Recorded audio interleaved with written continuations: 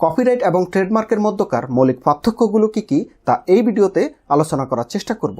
প্রথমত বুঝতে হবে কপিরাইট কোন উদ্দেশ্যে একজন উদ্যোক্তা করে থাকে। সেই উদ্দেশ্যটি হচ্ছে তার সৃজনশীল কাজের সুরক্ষা প্রদানের উদ্দেশ্যে কপিরাইট করে থাকে। আর ট্রেডমার্ক কোন উদ্দেশ্যে করে থাকে? ব্র্যান্ডের পরিচয় বা বাণিজ্যের সুনামের সুরক্ষার জন্য একজন উদ্যোক্তা ট্রেডমার্ক করে থাকে। তাহলে প্রথম যে উদ্দেশ্যগত পার্থক্য সেটি হচ্ছে সৃজনশীল কাজের জন্য একজন উদ্যোক্তা কপিরাইট করে, আর বাণিজ্য বা ব্যবসা বাণিজ্যের সুনাম বা ব্র্যান্ডের সুরক্ষার জন্য একজন উদ্যোক্তা ট্রেডমার্ক করে থাকে। দ্বিতীয়টি হচ্ছে কি সুরক্ষা দিয়ে থাকে। কপিরাইট মূলত বই, গান, সফটওয়্যার, লোগো, ডিজাইন ইত্যাদি এগুলোর সুরক্ষা প্রদান করে থাকে। আর ট্রেডমার্ক মূলত ব্র্যান্ডের নাম, লোগো, স্লোগান, প্রতীক বা পণ্যের পরিচিতি এই সমস্ত ব্যাপারগুলোর সুরক্ষা প্রদান করে থাকে। তার পরবর্তীতে তৃতীয়টি হচ্ছে কার জন্য। কপিরাইট মূলত হচ্ছে লেখক, শিল্পী, ডিজাইনার, সফটওয়্যার ডেভেলপার বা কন্টেন্ট ক্রিয়েটরদের জন্য কপিরাইট অপশন।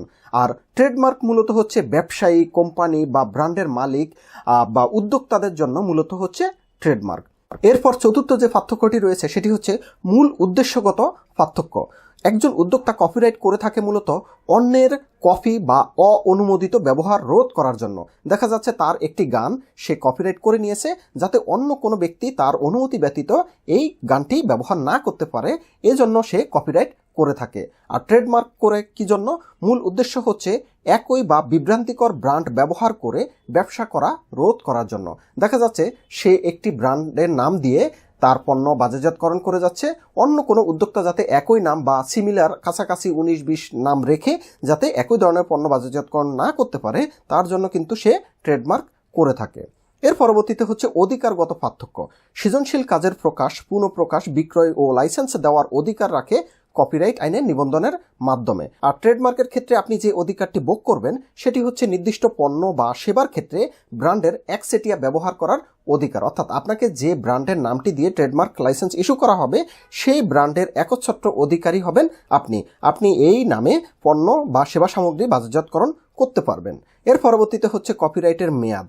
সাধারণত কপিরাইটের মেয়াদ হয়ে থাকে 60 বছরের জন্য, আর ট্রেডমার্কের মেয়াদ হয়ে থাকে 10 বছরের জন্য। 10 বছর পর বা 60 বছর পর কিন্তু এগুলো নবায়ন করা যাবে।